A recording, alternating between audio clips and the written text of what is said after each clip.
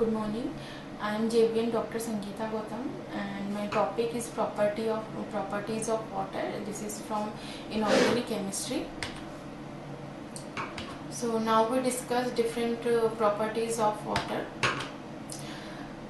First is structure of the water molecule, and second point we discuss here polarity and hydrogen bond in water. So the formula of water is H2O, that is formed by two atoms of hydrogen and one atom of oxygen. So chemical formula is H2O, and the structure of this water molecule is shown by this structure. So water is polar molecule, has a positive and a negative pole. As a result, polar molecules have a slightly negative charge. Water molecule, how is water molecule polar? The oxygen atom attracts the shared electron more strongly than the hydrogen atoms.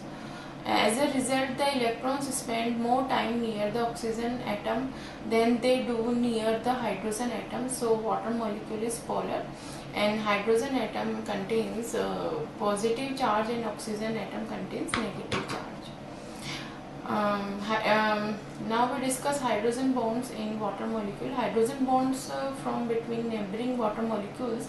The positive hydrogen of the one molecule sticks to the negative oxygen of another molecule. They do not share electrons, so they are weaker than covalent bond. They easily break and form again.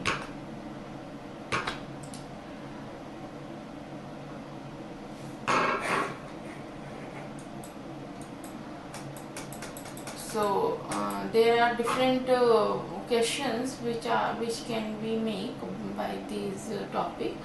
What does polar mean? What makes a water molecule polar? What kind of bonds exist between water molecules? How does a hydrogen bond form? What kind of bonds does a water molecule have within the molecule itself? What kind of bond is stronger? Why is that importance? Now we discuss physical properties and state of matter. Water is in its pure state, colorless, odorless and transparent. Distilled water is considered pure, rainwater is not. Precipitation of any kind contains dissolved minerals, gases, acids, dust, pollen grains, viruses and microorganisms. So pure water has a pH of 7. Sea water is slightly basic with a pH of about 8. Most natural water has a pH of between 6 to 8. Acidic rainwater can have a pH as low as 4. Now we discuss state of matter. Water is only naturally occurring substance, can exist in all three physical states on the planet. It can be in a gaseous state, water vapor. It can be a liquid state, liquid water density is 1, and it can be a solid in ice form, density is lesser than 1. This is a diagram which can show that the different state of water is converting into each other. Condensation, evaporation and sublimation, freezing, these are the process by which we can convert different state of water into each other. Which is ice and which is water, we can justify by these two diagrams. Where the holes are large and the volume is large, then that phase is ice, and this is the complicated structure where no holes are occurring, and this is water phase. Freezing. Water phase changes by freezing, melting. Water expands when it freezes and becomes less dense.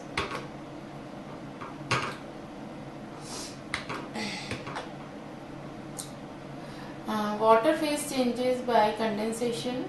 When water vapor cool, it takes up less space and contracts, allow water molecules to stick to one another, forming clouds and precipitation and evaporation. Um, the next phases are frost formation and sublimation. Called questions are: what is sublimation? Where on the planet would sublimation occur? Why would the evaporation of surface water be important? Why would condensation of water molecule into cloud be important? Now we discuss the density of water. The density of water increases as temperature decreases until 4 degrees centigrade. Decreases from 4 degrees centigrade until 0 degrees centigrade, the freezing point. At 0 degrees centigrade, hydrogen bonds relax to form crystal lattice. The density of object is equals to or less than water. It will density of pure water is 1. Density of pure ice is 0.92 and density of sea water is 1.03. Most solids are more dense than their liquids. This makes solid sinks and ice is less dense than liquid water due to hydrogen bond. Importance of water density. Bond doesn't freeze from the bottom up. Don't freeze solids.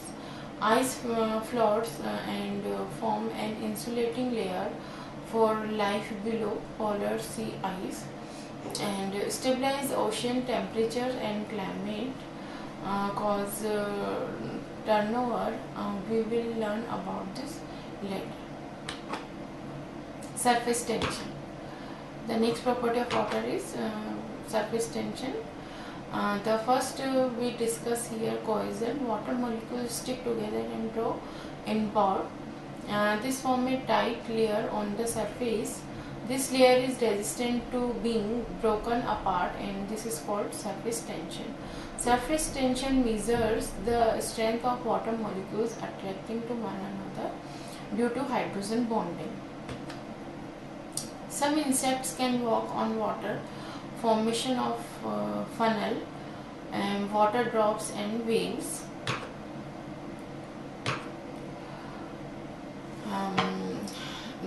What affects surface tension? Gravity changes the shape of droplets as they fall.